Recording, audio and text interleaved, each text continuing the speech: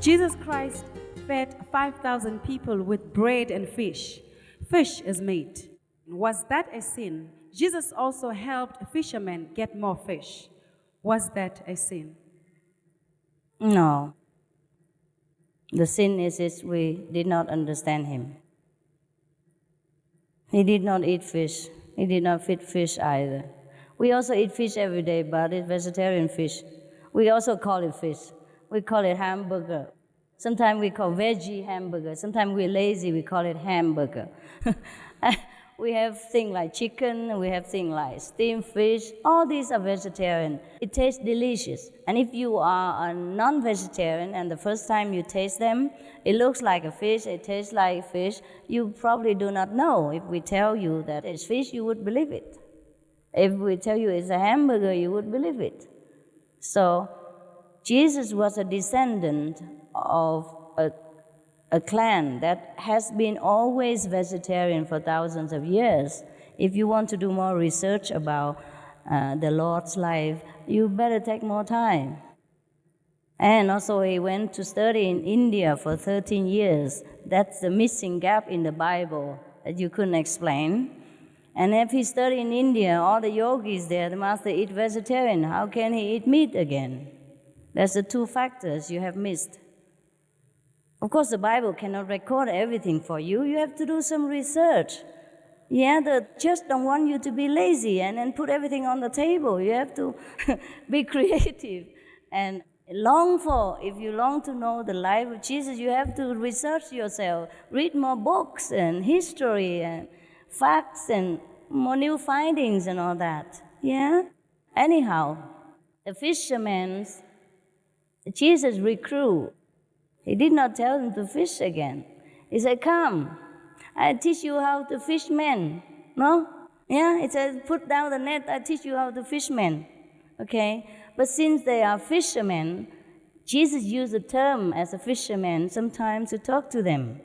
Just say, okay, today we catch a big fish. Means I have a good person to get initiated. We say the same thing sometimes. Also, why do I understand all this? Because I have direct teaching. If you want to understand, you also need the direct teaching. I told you I will show you how to get direct teaching from Jesus. Then you can argue with him and he will tell you he doesn't eat fish. A poor master. Yeah, everybody tell him he did that, he did this. He'd tell you different, but you couldn't hear. So similarly, you remember how difficult it was for Jesus, how many people harass him and persecute him and his disciples? So they have to talk in code, yeah? So today we have a big fishing time or something like that. Oh, let's go out fishing. Because if he really need fishing, he wouldn't tell his 12 disciples, say, come, forget it, I teach you how to fish men. Now you know, okay? Thanks.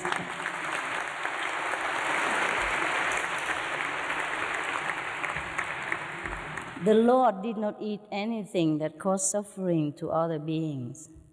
He would not. He was a very humble man. He was great in spirit, but very humble and self-denial outside. He did not need fish to keep him alive. There's so many things to eat in this planet to keep yourself alive. What is your opinion about the apostles? Where is heaven? Is it part of this universe? The apostles? They were Jesus' closest disciple to spread his message when he's not there. Give people initiation, explain how to meditate and all that. Yeah. And heaven is not a part of the universe. Heaven is our own creation, our own attitude. For example, when you're happy, you're in love, you feel you're in heaven. No matter where you are, you have a little hurt, you're happy. And when you're sad, when somebody threatens you, when you're under pressure, you live in a palace, you feel like hell. So if we are in contact with God, every day we feel like heaven. That's why we say heaven can hear and now.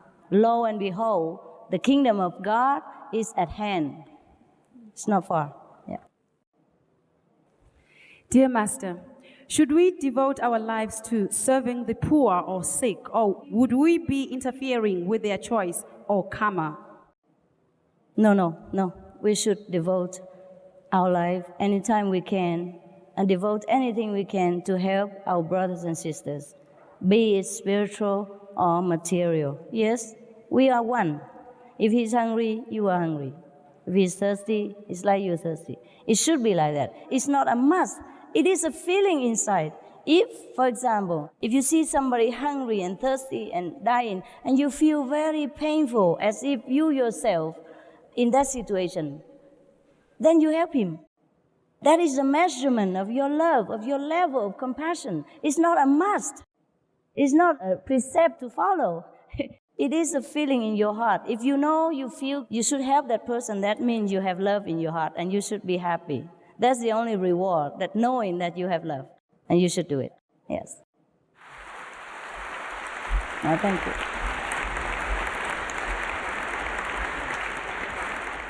I feel a lot of love, but trapped inside me. Can you help me spread it around the universe? You spread it. It's your love. If you love, do something. If you love, just like if you love a boyfriend or girlfriend, tell him you love him. Do something for him. Give her flowers, hug, kiss, do whatever. So the same, if you love all human beings, then do something about it. Do something you think that would let people know that your love. Shower them with your love. Do it. You know what to do. You have God inside you. Do it honestly with your feeling. Everyone does it differently. I cannot tell you what to do. Okay? What happens to those who do not follow instructions and the scriptures of the Lord? What happened? They have to learn again the lesson of love. Maybe they have to learn it in a hard way, and that we call hell. Yeah? He has to go through also suffering in order to understand that the suffering is no good and that he not do it again. So in a way, he be in a hospital kind of way so that he can heal the part that it was sick. Yeah? Anyone who inflicts suffering upon someone else, he's sick somewhere in his spiritual being. So after he get healed, he become whole again. Yeah, that's just a way people chose to live their life that leads to different consequences. That's why in the Bible it tells you, whatever you sow, so shall you reap. Judge not, so that you will not be judged. If we don't want to reap the bad consequence of the future, then we have to sow good seed right now. See, that's why the Bible gives you guidance like, okay, shall not kill, shall not commit lie, shall not steal, things like that. And make it guidance to our lives so that we reap the better fruit for the future. If you have faith in God, why should we suffer and our prayers cannot be answered? Because you have to rise up to God consciousness to know this. Yeah, and then you be content. Even when you come back to this physical life, after you have seen how much God loves us, through the spiritual knowledge, you come back to this life, you don't complain no more. You know everything, why this happened, why that happened. Everything is for our best benefit. We will be always grateful every day, okay? You have to know God first, yes. Yeah. How important is 10% of whatever you earn important to God? It is important because you love. It's your love. It's not the 10%. It's the love that goes with it. It's the love to share whatever you have with other people who are less fortunate. That's important. When one raises above the physical body, how would it be possible to differentiate true situation from, e.g., hallucination? Yes, there is a way to differentiate. I will teach you at the time of initiation. But only people who want to go deeply into the spiritual dimensions should learn much about all these things. So we have to show you the way to protect yourself. Yeah? But if you just meditate 10 minutes, 20 minutes, it's okay. There's nothing to bother you. You just relax, calm your mind, you do better business, sleep better, eat well, That's it. Know God now and again. There's no danger, okay? Is it necessary to attend church every Sunday so as to be reminded, or one can still remember oneself by communicating with God by heart? By heart, yeah, if you can. If you can communicate with God by heart, you can pray in the closet, the way it is stated in the Bible, yeah? The church come after Jesus. The church is an organization that gather people who have faith in God and who want to pray together. It's similar to like our group. Every Sunday we gather together in one place. It could be called church too, but we call it a meditation center. And we meditate the whole day that day, just to remember God intensively, more than other days, because we're always busy every day. So that's the meaning of really going to the church every day, to get more communication, deep communication with our true self, with God. And it's stronger when you meditate together. If you want to sleep, you see the neighbor is sitting straight, you feel ashamed, so you also sit straight. That's the purpose. And you help each other in collective energy. But if you already know God, everywhere you sit is a church. Yeah? You should go to church every day inside, not just Sunday. I want to know, where is the true secret of God? And being a vegetarian, can I smoke marijuana? I know what you try to say, yeah. Anyhow, where is the true secret of God? That you have to find out. I will show you how to find out, but you have to find yourself. Yeah? I can't explain God in the physical terms. The more I explain, the more I mislead you. Yeah, I can show you God. That's all I can do. And marijuana, as far as I'm concerned, is not really necessary for your vegetarian diet. So do not include it in there. It's not a very conducive vegetable to your meditation, so please refrain from using it. All right? He also wants to know if he can eat marijuana then. You're so hungry. My God. So much vegetable. You don't have enough? I advise you to eat tofu, okay?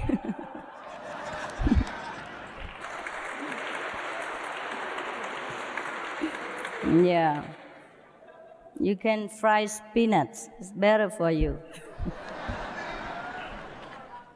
Anything that make our consciousness blurred and not clear, this is not a God way. God's way, no need physical aid, no need anything, because God is God. You can't change him, you can't make him come nearer, you can't bring him where you want just because of marijuana or anything else. You can only know God. That's it. And pure, simple, know God. Just concentrate, forget the world and concentrate on God's side. Then you see God. I just show you how. That's it. There's no need for anything. And the vegetarian we eat, it's just because we just have to eat little of something to sustain this body. Anything we eat to sustain the body, enough nutrition, keep our spirit alive, that's good enough already. Okay? We're not here to eat. We're here to know God. All right? Question from the same person. Am I poor because of my thinking or my belief? We are poor because of our belief. But it's too late now. Okay? Our planet has been led into believing that we've been sinful and we've been punished for our sin and all that stuff, and so we should live a rich life here. But before this era, we have a golden era. Have you heard about it, right? In the golden age, right? Long ago, okay. In that age, people know God, believe in God, because they see God, they feel God's love. And at that time, there was no teaching such as a revengeful God, jealous God, or there's no such teaching as hell, because everywhere was heaven. But then some bad people has invented this kind of fear to control the population. And slowly, this fear creep into our consciousness. And we begin slowly to believe that we are sinful, we are bad. We couldn't know God because we are forsaken, we're born in sin, we always sin, and everything we do is sin. So our consciousness has become conditioned that way. That's why we also fail in our business. We became poorer, we became deprived of many comforts, including material ones. But it's a little too late now to change drastically. The whole consciousness of the planet have been ingrained into this way of thinking. But it's not too late for you. If you're ready to change it today. Believe what I tell you and experience the love of God within you every day. Then you will see how your life changes. You will know God is really love, and whatever you ask for is already there. Okay? What is the difference between your way of meditation and talking or praying in tongues? Because it is said that talking in tongues is talking to God. How true is that? Both are true. Different levels of understanding about God. Yeah? Okay. In our ways, we don't talk even. We don't even talk with the mouth or the tongue. We don't use anything of the physical instruments.